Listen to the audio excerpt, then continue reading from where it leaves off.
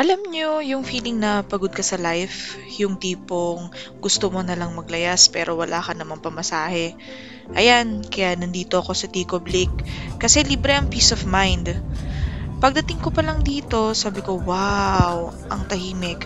Parang JC na may exam bukas. Ay, high school lang. At yung hangin, presko, hindi tulad ng preskong tao na kilala natin. Nagmamali ka na naman.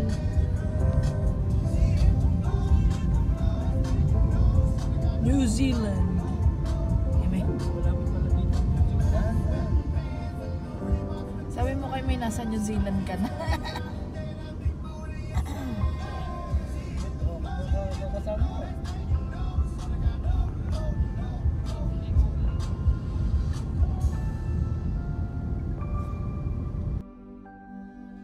Ayan na, papalapit na.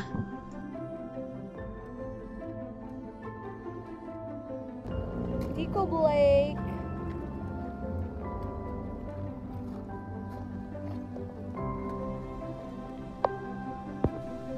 Ayan o, ang tubig, ang linaw. Sana ganito rin ka-clear ang intentions ng mga nakaka-chat natin. Pero hindi mas malabo pa sila sa Taal. Pag nagtatampo,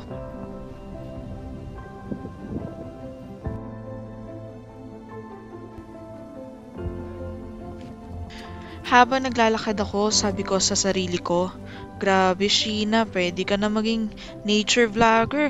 Kulang na lang sponsorship ah.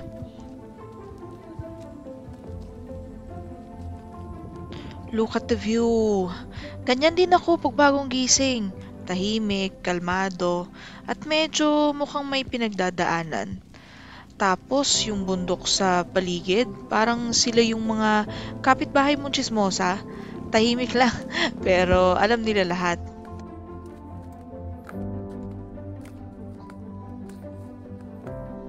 Pag nagsala ng tungtong, mauuna pa ako sa inyo. Dito sa Tico Blake, pwede kang mag-reflect. Like, bakit ba ako nagmamahal ng mali? Bakit ako nagpapakahirap? At bakit hindi ako nagbaon ng extra snacks?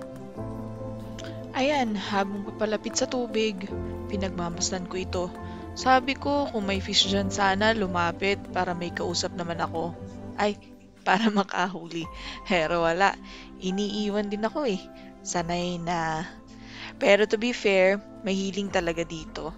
Kahit may pagod ka sa work, stress sa life, o inis sa slow na tao, sa paligid mo, pag tumingin ka sa lake, parang sinasabing, relax bes, hindi mo sila mapapabilis.